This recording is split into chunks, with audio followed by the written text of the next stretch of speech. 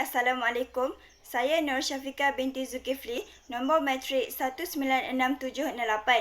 Okey, saya akan teruskan dengan bentuk data. Bagi kaedah kualitatif, laman blog yang mengandungi kesalahan bahasa akan dikumpulkan sebagai data kajian dan dianalisis dalam bentuk tekstual. Bagi kajian ini dijalankan bertujuan untuk mengkaji masalah bahasa dari aspek morfologi dalam penulisan blog. Kajian ini menekankan aspek bentuk kata tunggal, bentuk kata terbitan, bentuk kata majmuk dan kata ganda.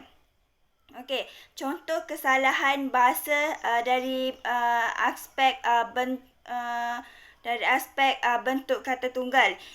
Contoh kesalahan yang dilakukan adalah hujan lebat kat Langkawi dari pagi membawa ke petang. Seharusnya hujan lebat di Langkawi dari pagi membawa ke petang. Richard 1971 membahagikan kesilapan bahasa kepada 3 bahagian, iaitu kesilapan antarabahasa, kesilapan berkembang dan kesilapan dalam bahasa. Kesilapan dalam bahasa timbul daripada proses generalisasi yang melampau dengan bahasa sasaran, kejahilan dan tentang peraturan bahasa.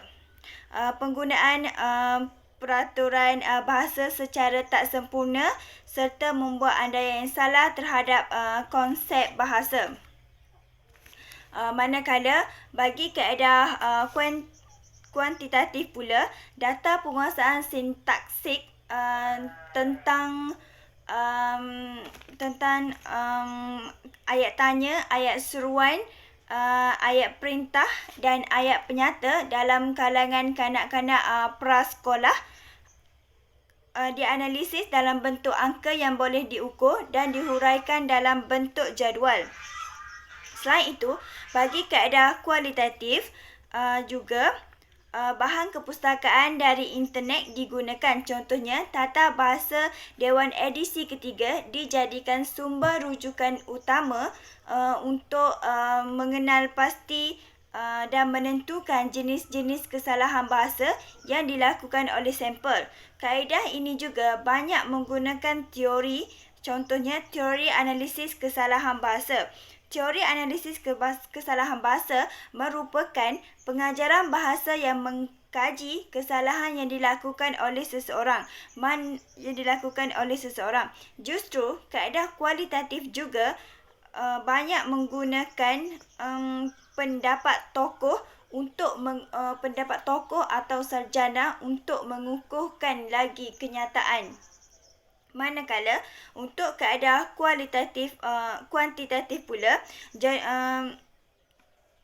jadual dihasilkan menggunakan min panjang ujaran dan peratus.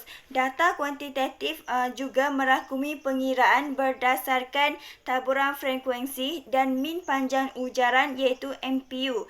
MPU digunakan untuk menganalisis ayat sebagai kaedah bagi menentukan perkembangan sintaksis yang terdapat dalam penafsiran MPU Brown 1973. Terima kasih.